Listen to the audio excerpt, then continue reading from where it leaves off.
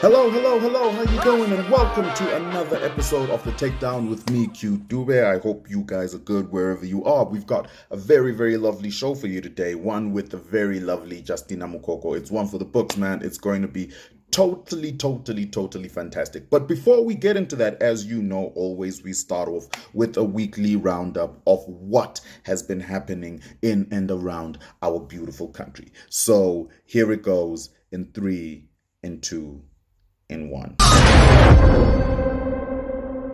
All right, so in our first story, in something this has shocked the whole of the country and practically the world. Zimbabwean Vice President Kembo Mohadi has resigned.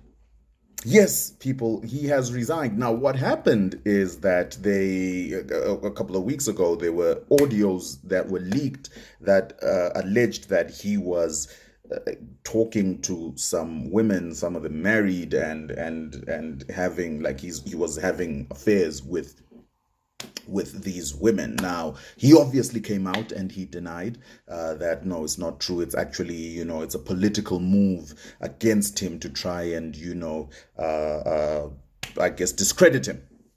And then all of a sudden, he came out and then he resigned. Vice President Kembo Mohadi resigned on Monday following local media reports that he had engaged in improper conduct. Wow. This is what we call leading by example. In a rare move by a public official in Zimbabwe, Mohadi said he had taken the decision to step down, not as a matter of cowardice, but as a sign of demonstrating great respect to the office of the presidency.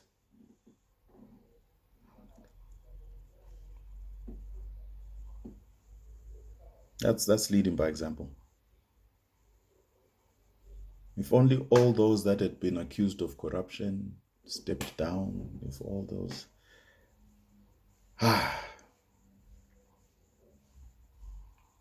Where do I send my CV? Okay, are my suits dry cleaned? I'm just saying we can give it a shot, right? Yes, and moving it right along to our second story, if you do not get vaccinated, there is a very huge chance you might not get a job. That's what His Excellency has said to the people. While many governments are undertaking ambitious campaigns to persuade people to get vaccinated against COVID-19, Zimbabwe's president has gone a step further, threatening to punish those who do not take offered doses. You are not being forced to be vaccinated, but the time shall come when those who are not vaccinated won't get jobs. The president said this on Wednesday.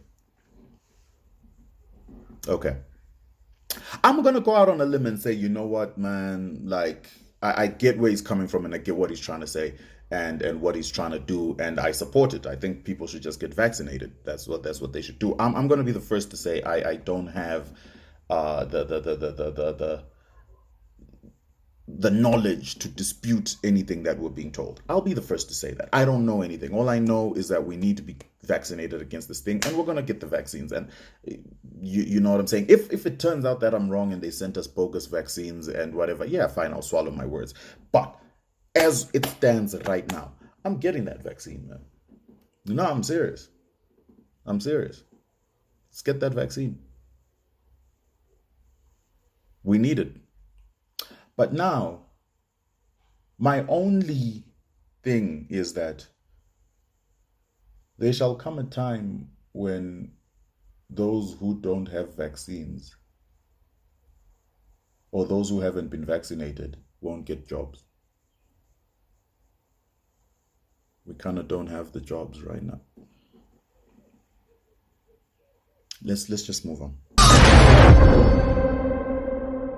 All right, and in our last story, lockdown measures have been relaxed in Zimbabwe. The president, Emmerson Mnangagwa, has slightly relaxed lockdown measures in Zimbabwe, which were imposed some months ago.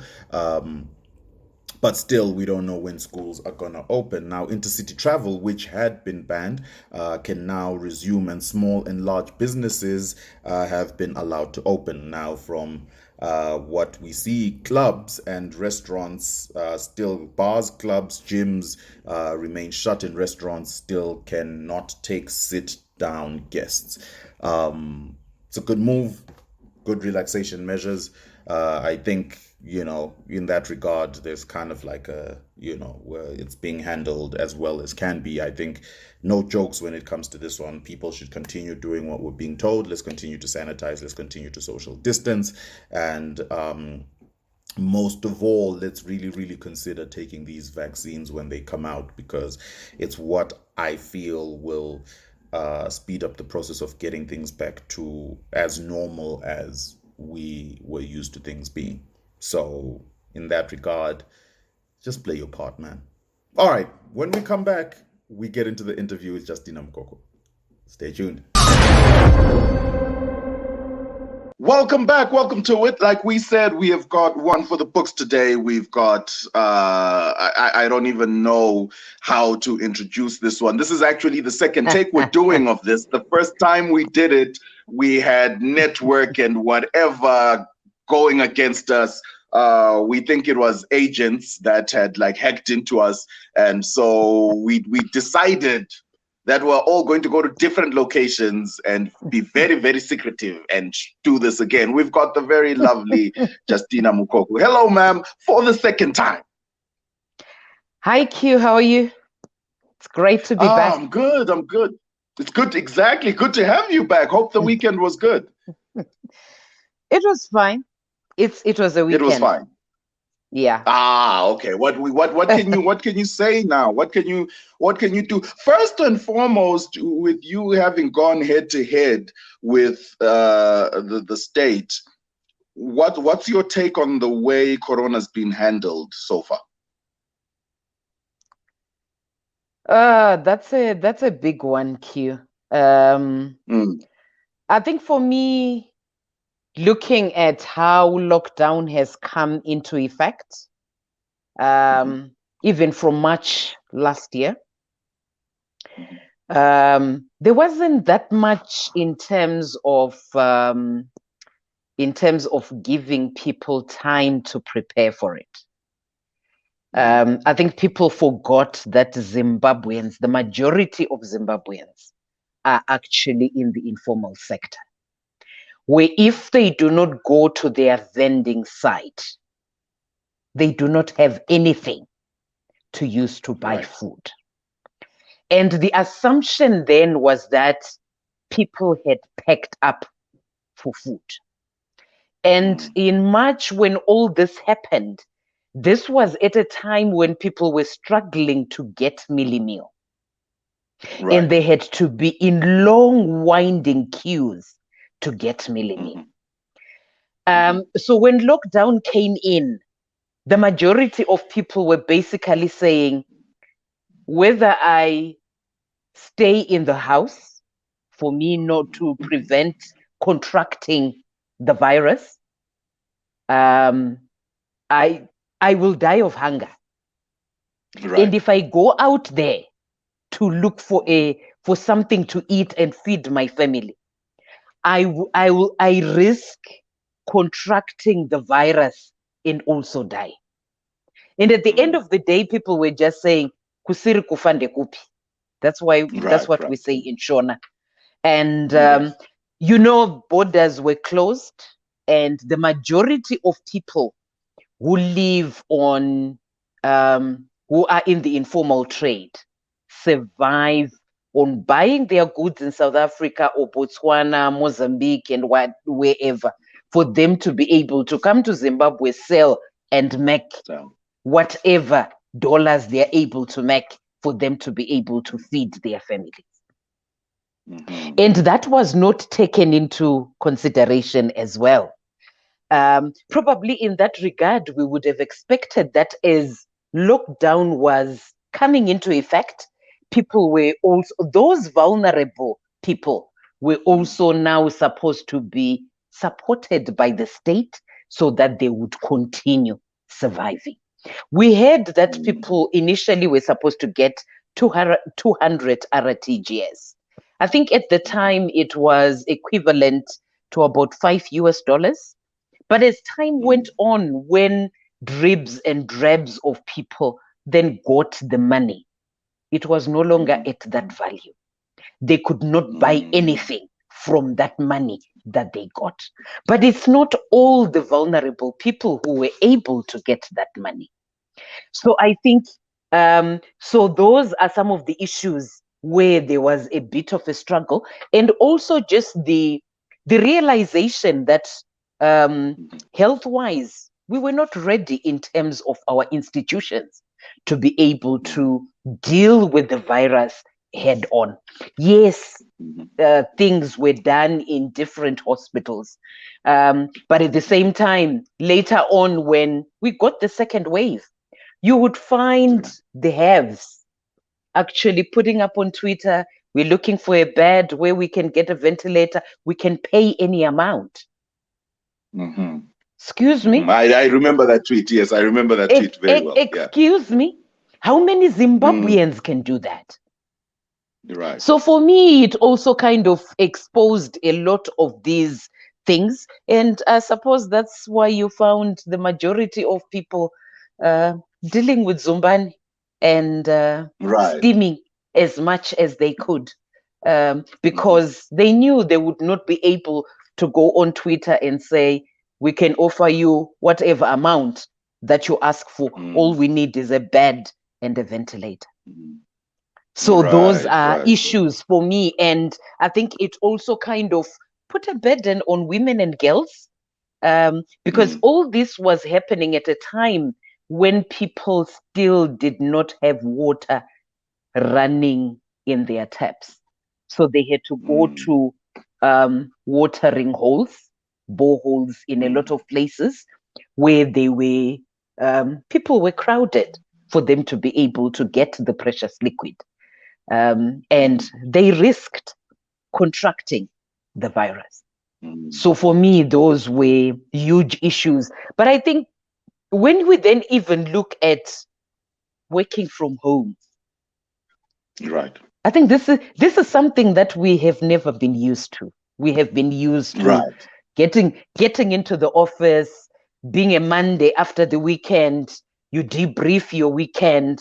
But being in the home, you are in the space of the children. You are in the space of people who spend their day in the home, and there isn't that contact with your colleagues in the office. And that was a bit frustrating, a bit. It took a whole lot of time for us to get used to it. And I actually remember in our initial Zoom meetings, you continue to say to others, well, you will use up your bandwidth. Please switch off your video. They didn't even know where the video was. So we had those laughs as well.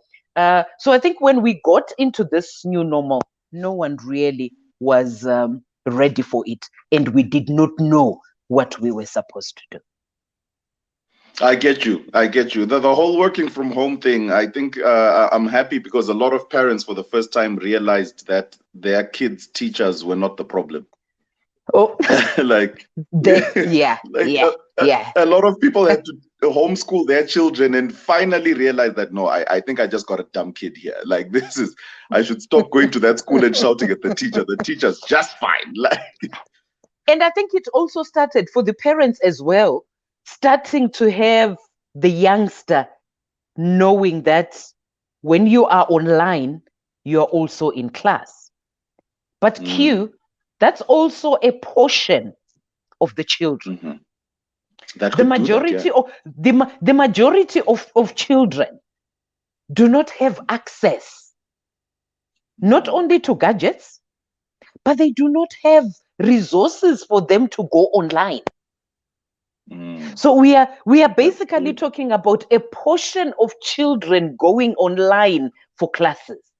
But what about that boy and girl who are in a rural community, who are in a high density suburb, where in the home there is only one gadget, and that one gadget, imbudzi. Right. Yeah, where the parents are only able to communicate with whoever they want to communicate with. No one really had thought about children doing classes online. So it was also a privileged kind of a situation. Not every child accessed online classes. Right. Yeah, we've got, I mean, if we're still referring to water, you refer to water as a precious liquid. What more internet and all of that? We still have a long way to go, you know. Oh, we still have a lot. Oh, yeah. When you see you've been through a lot. First of all, any regrets? No. None. None. You do it over? I think I would. Because I'm saying I would because what got me into, I think you're talking about the abduction? Yes. What got me to be abducted is the work that I was involved in at that time, that I am still involved in at the moment. Now, yeah. And I do not believe that I had committed any crime. Okay. Yeah. Okay. So actually the crime was committed by people who abducted me. They are the ones who committed a crime. And the sad bit is that they have not been called to account for their actions. And what's even more sad and concerning is that they can do it over and over again to other people because they have not been any punitive measures against them for what they did. For what they did, right? Yeah. So when you see, yes. And I suppose they could not have been punished because this was all state sanctioned. Right. Yeah. So when you see people like Hopewell and Fadzai and so on going through it continuously, you know, visiting the big house, what's your advice to them? Like, what do you say to them? Because I think after my first visit, I would quit. Like, I would be like, you know what, you guys ain't worth this. I'm out. Like, I would, you know, what would you say to them? Q, you know what happens when you have a resolve, you believe in something. The big men up there made us in a very good way. Somehow it makes you grow thick skin, and you are able to go through it several times. What these guys try to do is to break you. And once you've got a resolve to say, I will not allow you to break my spirit, nothing really will do anything to you. And I see that happening to Hopewell, that I think he has said you can do whatever you want to do, but there are things that I believe in and I will not bend on those things. Well, you guys are way better individuals than I am. I can tell you that. Like, I'm the first offer they give me to keep quiet, I think I would take it. I don't know why. If they said, Q, listen, 100,000 for you to shut up, I'll be like, you know what? Why am I even talking? I think we can just come on now. You know, you're way stronger than I am. Way stronger. ZPC. Yes. Is another institution that you're heavily involved with. What do you think of it now? Very different from the years that I was there. In many different ways. I think at the time that I was there, I think there was a lot of ethics that guided what we did. There was a lot of mentorship that went on. I had a number of mentors And one of my greatest mentors is the late Shingirai Tungwarara. He was a particular individual. He would make it a point that he would watch the bulletin wherever he was. Okay. One time he was in hospital and he was watching the news, and I was on the news. And when he came back, he said, on this particular day, on this bulletin, I wanted to watch the news, but I failed to follow the news. I said, but why? Because the bulletin went out. He said, the earrings that you had on, they were kind of longish. And he said every time that the earrings would move back and forth. And he said that distracted him. And I had to get the very next person that I met to give those earrings to bless those earrings with. I could not put them on again because I needed to adjust. And that was the kind of mentorship that we got, where someone would wait for you outside the studio and tell you that, but why were you singing? Why were you, I hear a lot of singing at the moment. Right. Where you realize that there is a pam pam pam pam pam pam to the reading of the news, and somehow that puts off whoever is wanting to listen to the bulletin. But I suppose we just say those were the years when ZBC was still ZBC, when we were guided only by ethics. But obviously that also faded off in my last years. Because I remember that when I left in the year 2000, it was in the run-up to the parliamentary elections in June. I remember it was, my last bulletin was on a Saturday, and there was an article about a rally that had happened in Mutare. The late Morgan Changirai had a rally in Mutare, and the late Dumiso Dabengwa was still Minister of Home Affairs, and he was coming to talk about archives and something like that. So they were kind of back to back. They were all in those news articles were in the bulletin that particular evening. And it was just the 30 seconds for the rally. And this was a few weeks to the election. And then it was 3 minutes for the archive, for the archive story. And for me, I thought that Zimbabweans needed to be informed, educated, and at that particular time, because there was a special event coming, which was an election, they needed to be informed about the upcoming election. I would have expected that the article on Morgan Changirai having had a rally in Mutare was actually supposed to be a longer clip than the archive clip at the stage.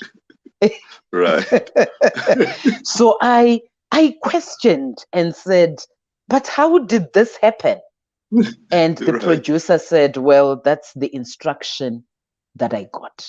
And I thought, no, I think it was time up for me, because I was not serving any good for the Zimbabweans. At because that point, when they see you reading the bulletin, no one thinks about the people behind the scenes. You are the bearer of the message.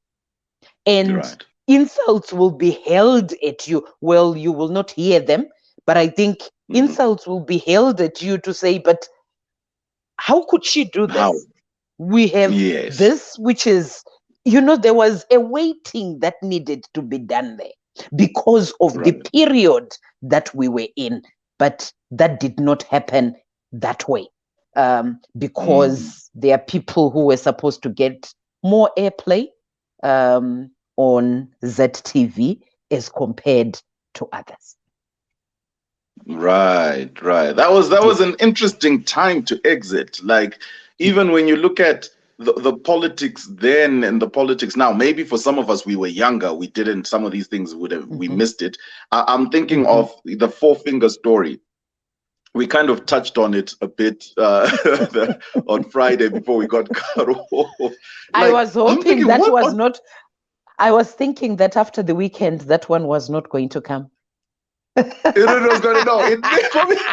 For me, I had to bring it back because this. I don't think this was happening when we were younger. Like, what is going on with our generation right now? Like, it is so insane. First of all, do you think there's any truth to any of what she said? Well, she said it. Why would she want to mislead people? To be spiteful? But spiteful can be at very different levels, Q. For me, in this situation, my biggest worry is the children attached to these two individuals. We are living in the digital age, and the children read this. And for hers is still young, but he will not remain young. And remember, once there is a digital imprint, it's not easy to remove it. To erase, and questions will need to be answered. Do we want to have those kinds of conversations with our children? No. Because I think what we do behind closed doors, why don't we just keep it there? Keep it there, leave it there, yeah. Yeah, leave it there. Because I'm sure the son will ask. Yeah. How really were you doing it for? Where?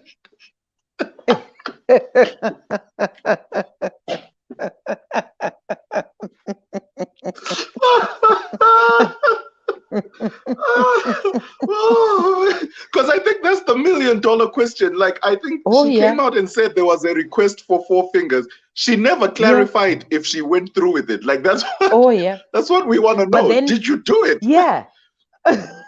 But then I think our minds then go wild. Right. How do you fit Four Fingers? Which ones of the four? These four, which four? These four. Right. Oh man. And after that, you still use them to eat? I love to eat my food with my hands, but oh man, no, and you're so right about like the mind going wild, because I wanted to know, like, in what position is he in? I'm thinking of him in on all fours. I'm like, this is not, how did this whole thing happen? Oh man. I remember there's a story, we don't know how far true it is, back in the day. We don't know if it's you that was on the news. I'll admit that I tried to look for actual detail on this story, and the people that I asked from back in the day, they just laughed, right? All of them laughed. No one gave me the answer. So there's a story that said about 2 news readers that reported on a clip and then laughed after that clip happened, to the point I think where things had to be cut. Like, Was that you, first of all? No, it wasn't me. It was Noreen Okay. Welsh and the late Right. Tsitsi Vera. Okay. I actually watched that bulletin, and Right. I actually think that they were not laughing at the clip as such. Okay. But I'm thinking that because usually when you get to the newsroom, you are given your bulletin, right? For you to go through it, to avoid fluffs and all that if things had to be corrected and whatever. And I'm thinking that probably the laugh happened in the newsroom. And what these Okay. ladies were now thinking of were the comments that came from their colleagues. I don't think they were actually laughing at the story itself that they had Okay. presented. Because this Right. was a story of a woman who had, if I'm not mistaken, we had given birth on in the loo of In the a train. Of a train. train, yes. Yeah. And you know how the thing opens up and all that. And I don't think they Sucks, would have, yes. yeah, they would have laughed at that situation. I'm thinking that Right. it was the conversation that went on in the newsroom as people were imagining what was happening in terms of that At that story. time. And I think they then remembered that as they were on the bulletin. I actually remember that they were suspended for a while for having laughed the way that they did. Right. Did you ever have It was any of those moments? No, not one You were where just that professional? Well, we would have our moments behind, maybe in between Okay. a voiceover. You would then Right. maybe have a conversation. But there were times, obviously, where you could be caught while probably the last word was coming out of your mouth or coming out of the mouth of the fellow newsreader. But I had never had a situation where I was caught laughing the way that the late Tsitsi Vera and Noreen Welsh did. Good. At that I'm time. looking for that Yeah. clip so much. Like I've been searching on YouTube and trying to see, because apparently it was like they were hysterical. Like they couldn't stop. Oh yeah. And I'm like, I want to Yes. see this. Like I really want to Yes. see this. I think they were all teary as well from the laugh. Right. Yeah. That's how Man, big the laugh was. that is super. You guys seem like you had so much fun. Now, going back to the issues of abduction, which obviously is not an easy topic to touch on. What are the long-term effects of something like that? Well, you live with it. I have gone through therapy and all, but that does not erase it. So when the word abduction is mentioned, I go back to 2008 when it happened to me, and somehow go through the torture that I went through. So it's something that you will live with the rest of your life. Your family as well will live through that. To the extent that at times they get worried when I make statements. People will send messages, they will call. Do you want them to do the same thing? So people, that still exists in their mind. And it's still very vivid. From the moment that I was seized from my home up to the time that I was reunited with my family. And at times, there was a time when I would have these nightmares where I could even feel the abductors breathe close to me. And that's how intense it can become at times. It depends what is happening at the time, but it's not something that you can erase from your mind. Mm. Yeah, Man. you just have to live with it. Man. Yeah. So do you think, with what you went through and experiencing it firsthand, Mm-hmm. what do you think may have happened with Itai Dzamara? I can't really conclude in terms of Itai, but at times I just say to myself, where could they be keeping him for so long? Mm. It's been more than 5 years, and Right. I doubt if they are still keeping him. Sadly, I'm also inclined to think of the worst, because I think if Right. they had him anyway, considering the pressure that they have been under, I'm sure they would have brought him. Remember, he left minor children who still yearn for their father. He left a young wife who is still hopeful that she will get answers in terms of what happened to her husband. But I don't think they have a place where they could have kept him for such a long time.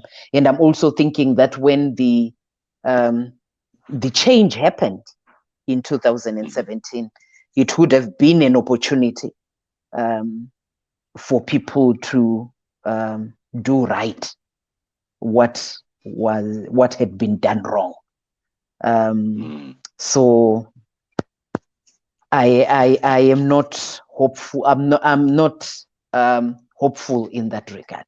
Sadly. I see.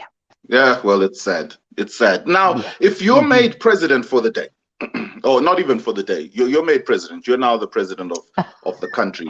Who are the? Because I was like, yeah, a day, that would be too short to care about anything, right? So you're now the president. First of all, who's your top two, right? And then the important ministries, which is finance, mining, health, transportation. Who do you put there? Wow. Q, I don't even see myself getting in that position, because I am not a political person. I'm a human rights person. I'm more comfortable in that side of things. So maybe I would aspire to become a commissioner responsible for human rights. Okay. Yeah. But if you were, though, if something, because we didn't think Trump was president material, and he served his one term. Okay, if you were given, maybe you're not president, but you're given the chance to pick minister of transport, minister of finance, and so on, who would you put in those critical spaces? I think in terms of the minister of finance, I would probably be thinking of someone like Simba Makoni, because I think he worked quite well in that ministry at the time that he was minister of finance. I think I'm still to probably get acquainted with the younger individuals. I think my thrust at the moment is for younger individuals to be in these critical positions. Right. Now that you bring me to my next question, which is, we just want the first thing that comes to mind, the first word that comes to mind when I name these individuals who are all young and so on. Kirsty Coventry. I've been kind of disappointed. Okay. Fadzai Mahere? Inspiring, a lot of energy. Okay. AC Lumumba? I'm not sure. I think I read some of his Twitter his Twitter posts, and they get me worried. Right. Kudam Sasiwa? Business-wise, I think he has done well, innovative. Okay. Politically, his political views? I have not really followed those. I think I see him in his business jacket more than the other jacket. Okay, more than the other one. Okay, Yeah. okay. How effective has the National Peace and Reconciliation Commission been thus far? They still have a lot to do. There's a lot cut out for them. Unfortunately, I think we still have the country bleeding. We would have thought that by this time, wounds of the past would have started to heal. But somehow it seems that there's something that's drawing them back. I wish whatever is drawing them back would be removed from where it is.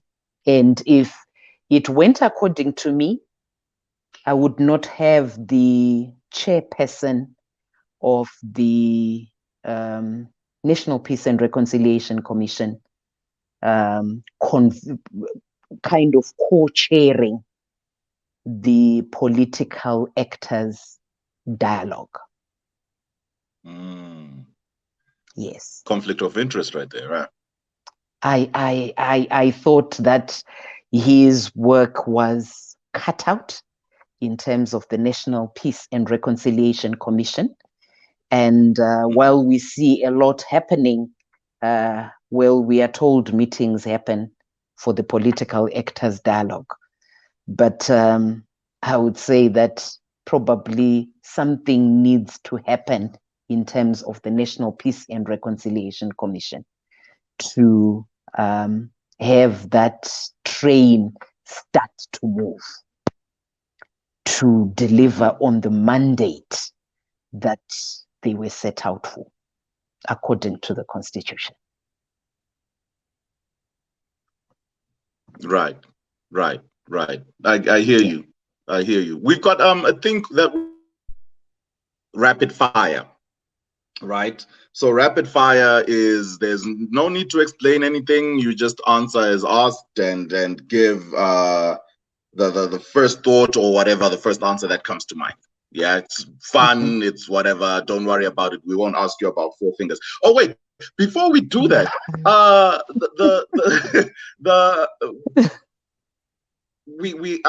there were some audios leaked of a higher office, the vice president, apparently, allegedly, speaking with a young woman.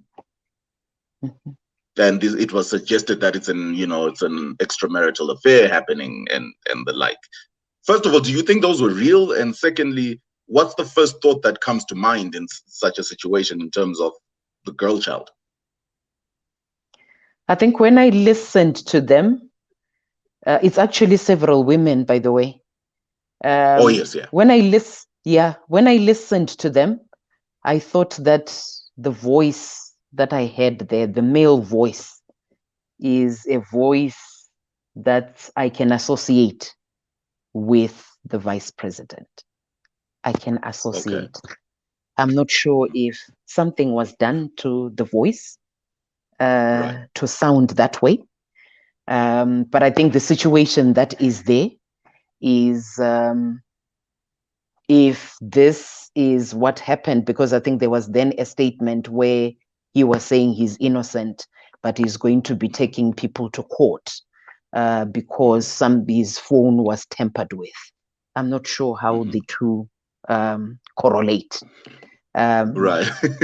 But assuming that these women were having these conversations with the second in command, I could sense that they were young women, married, and I think there was talk of some activity happening in the office.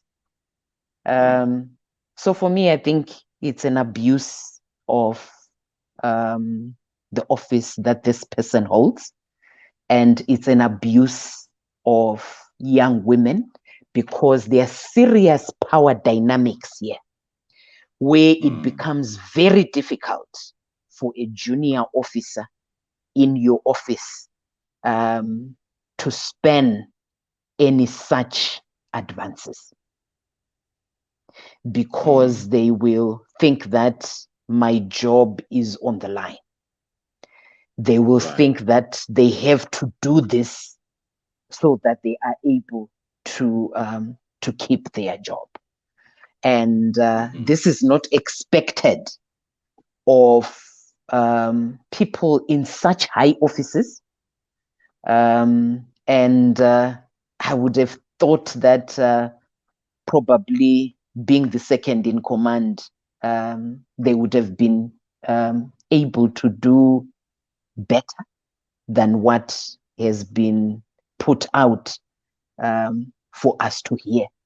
And the language that was being used for someone in that age group, I was a bit disappointed, because I would have thought at that age, a lot of these activities would be kind of probably, I don't even know how to describe it, but kind of hidden behind words and not come out that I thought, wow, this is what our girl children are subjected to.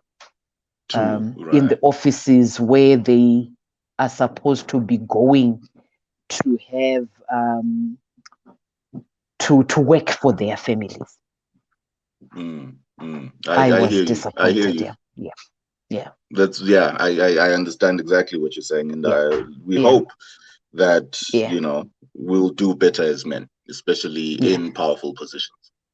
And I would have thought that an investigation would have actually been commissioned to clear the air in terms of this.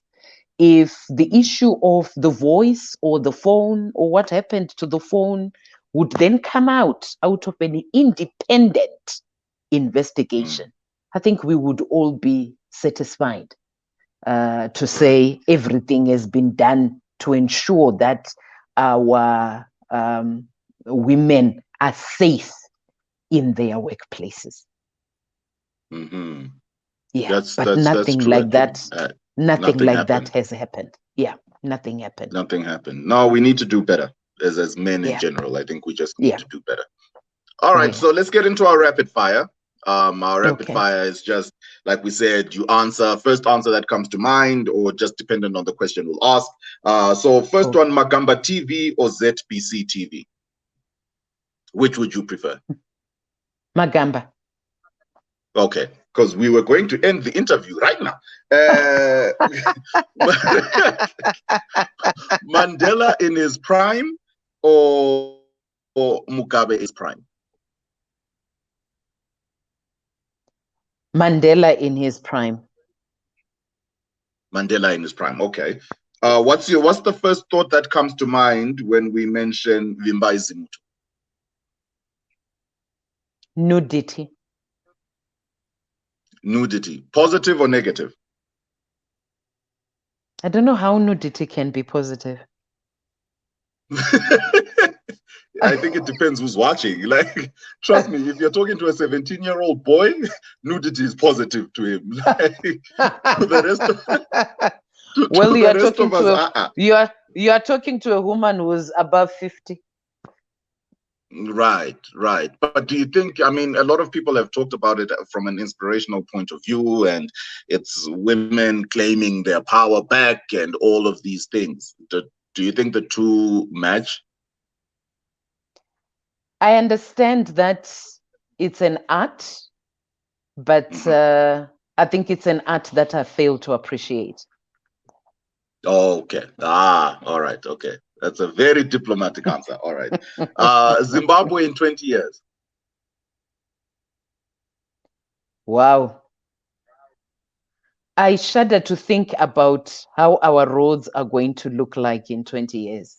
Ooh. Wow. I was on the road yesterday and I thought that, Pfumvudza and the holes that they talk about in Pfumvudza. I think that's what we have on our roads now. Wow. You think it'll be way worse? I think so. At this rate, it's going to be way worse. Yeah. Man. And then from the last one, from your time, from then until now, who do you think is the best radio DJ Zimbabwe has ever produced? My favorite was Eunice Goto. Your favorite was? Eunice Goto. Eunice Goto? Yes. Even ahead of Titch? Oh, yeah. Eunice really? Goto. Yes.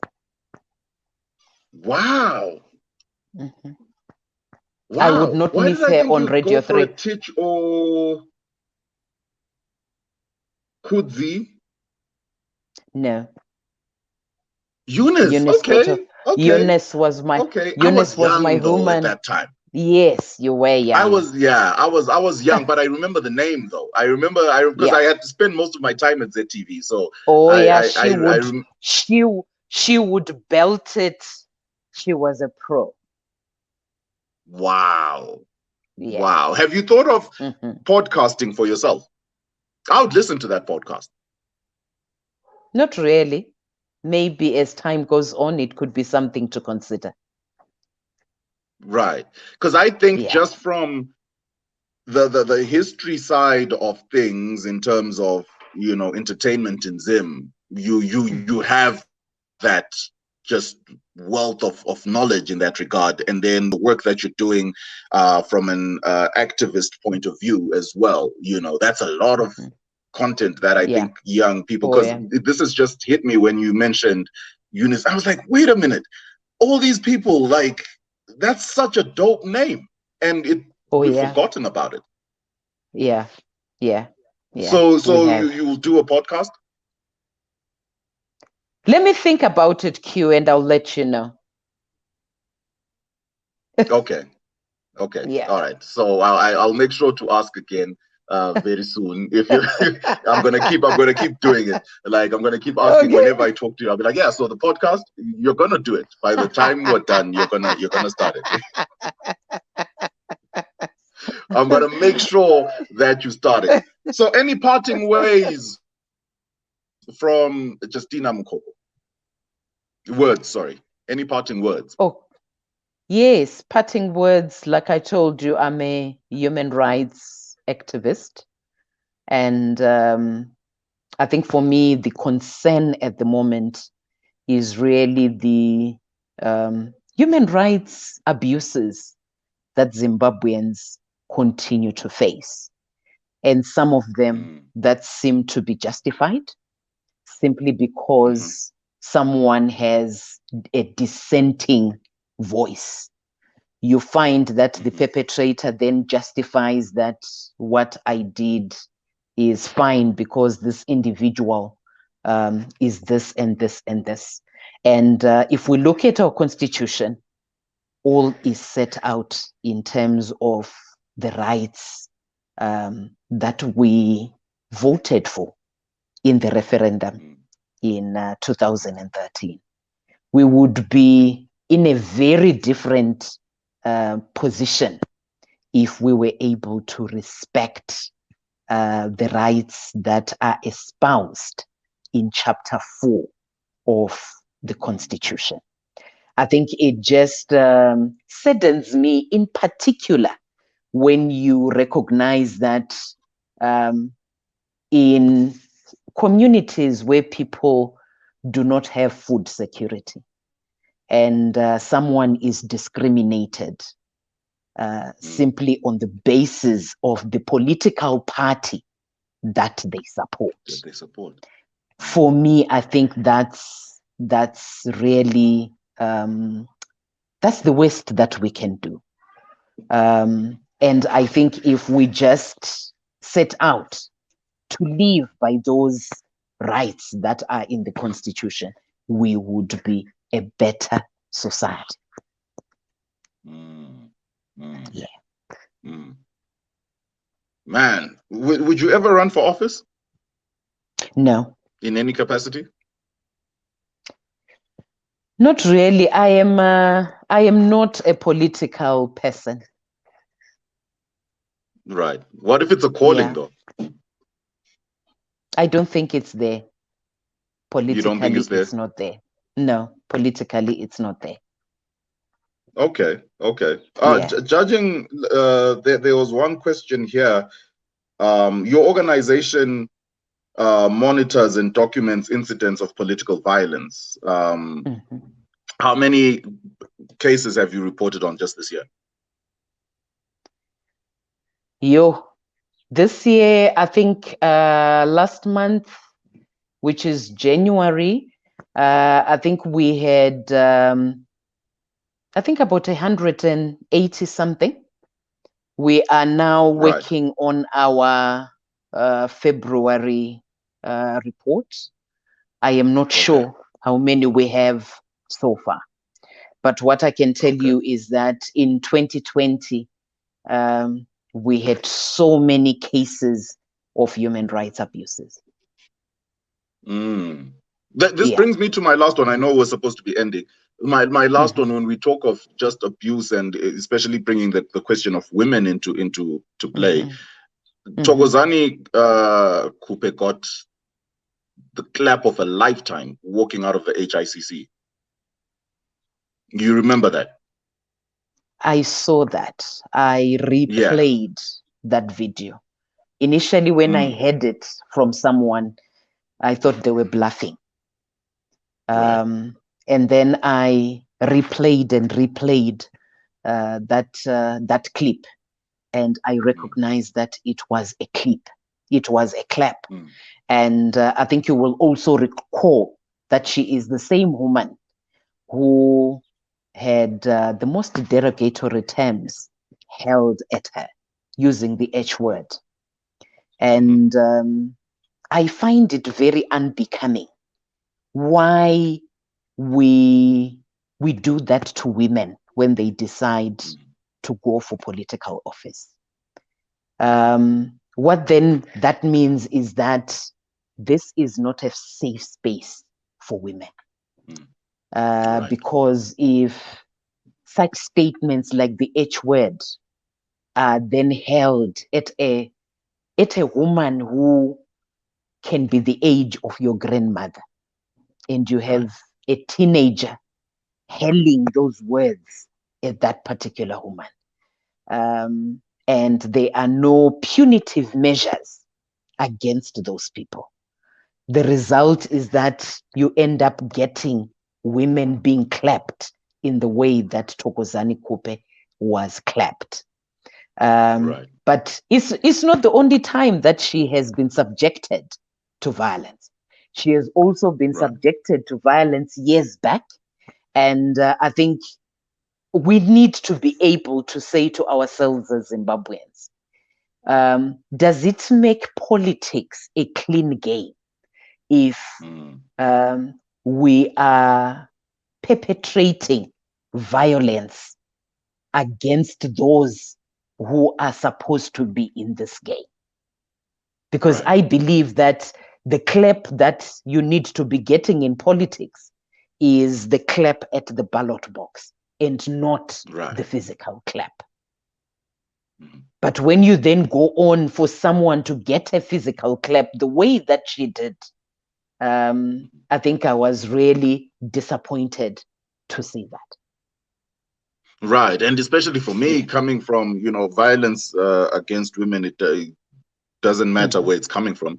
It's bad doesn't anyway. matter. It is, But this coming from the MDC, mm-hmm. then you think, will there be any change if ever they took over? Like, It doesn't matter where the violence is coming from. Violence is violence, and we need violence, to eradicate violence and ensure that the political field is a field that is level, where women also feel safe to participate without the repercussions of political violence, without the repercussions of derogatory terms being held at them. Yeah. Right. Well, thank you very much for taking time to speak with us. We truly appreciate it, especially given how Friday went. We're like, so thank you very, very much. Thank you so much, Q, and thanks for your patience because you kept on insisting that we have this. I'm glad we did. Yes, no, it had to happen. You're a very important person. You're a very powerful person. So it had to. If it had been anyone else, trust me, would have said, "Yeah, look for someone else." But no. We were like, this one has to happen. This one. But we appreciate you. Thank you. And please Thank keep you up so the good much, work Q. and all the support that you need. We hope people come through. We are there as well to support where we can. Thank you so much, Q. All righty. Well, ladies and gentlemen, there you have it. With like we said, this interview had to go down with Jestina Mukoko. A lot of things touched on, and we'll do like little bite-sized episodes of clips of like the parts of that were very juicy, and send them out. Okay. But thank you again. Thank you guys for watching, and we will see you same time, same place, just a different date. Bye.